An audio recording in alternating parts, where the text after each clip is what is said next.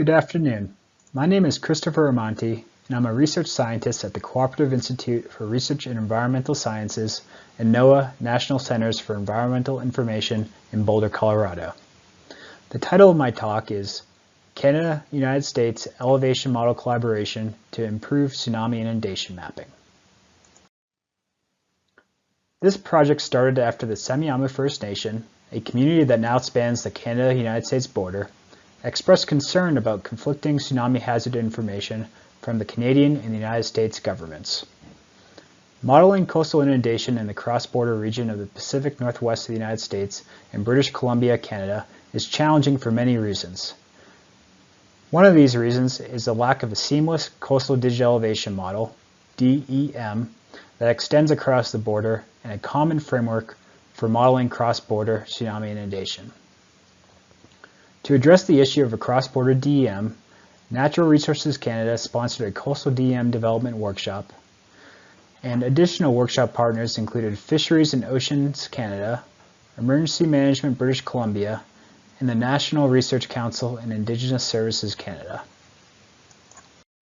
The DEM development group at NOAA NCI collaborated with Ocean Networks Canada at the University of Victoria on leading the DEM workshop.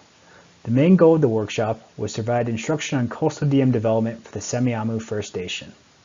This two-part, 8-day DEM workshop was hosted by Ocean Networks Canada at the University of Victoria for a diverse assortment of geospatial specialists and engineers from the public and private sectors.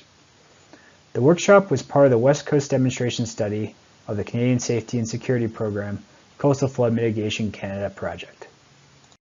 The workshop was initially geared towards developing a DEM for just the Semiahmoo First Nation. However, during the workshop, collectively we decided to think a little bigger. What if we could create the highest resolution coastal DEM for the entire lower mainland area of British Columbia, and importantly cover the entire Metro Vancouver region? Our colleagues at Ocean Networks Canada started reaching out to both federal and provincial governments, and word began to spread about our project. Multiple municipalities joined in our effort and began sharing non-public LiDAR and sonar datasets to be included in our DEM. By the second workshop, we integrated over 3 terabytes of bathymetric and topographic data to create the highest resolution cross-border DEM. One important outcome was that the documentation of the workshop proceedings are informing Canadian best practices for coastal DEM development. And here you can see the main outcome. The final DEM at a spatial resolution of approximately 3 meters spanning the United States-Canada border and including not only the Semiahmoo First Nation, but also the Vancouver metro region.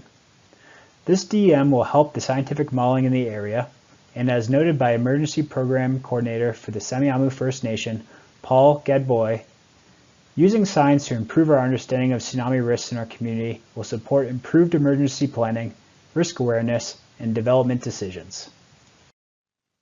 We are continuing to collaborate with our Canadian partners by providing recommendations to advance the DEM development strategy for Canadian coastal regions.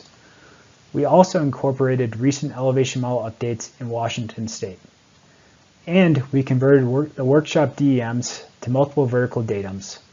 The DEMs were originally developed in the Canadian Geodetic Vertical Datum of 2013, but we also created versions relative to the more common United States Vertical Datum of North American Vertical Datum of 1988, and to another datum to model flooding at high tide, high water, mean tide.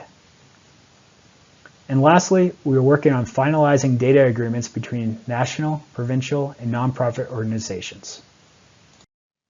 Moving forward, we plan to convene additional scientists and stakeholders to co-create knowledge of coastal risks and strengthen hazard mitigation efforts in this cross-border region.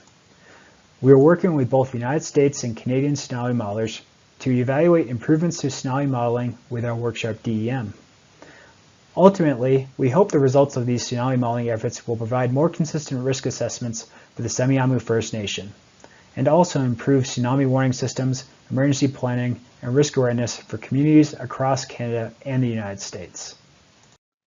In the spirit of this session's theme of getting more done together, I want to end my talk with a few lessons learned.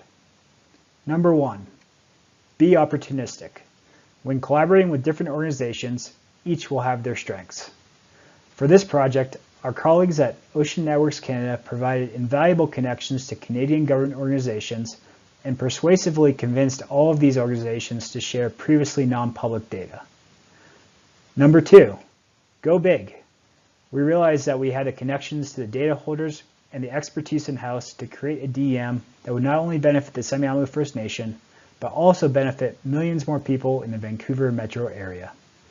Our initial planned DEM expanded 5 times in area and will be useful for many more communities and scientists. And number 3, listen up. There can sometimes be a disconnect between scientists and communities that depend on scientific information for planning. By listening to communities directly, scientists can produce more usable science and ultimately, in our case, improve coastal science and hazard mitigation for the Semiahmoo First Nation and Metro Vancouver region. Thank you.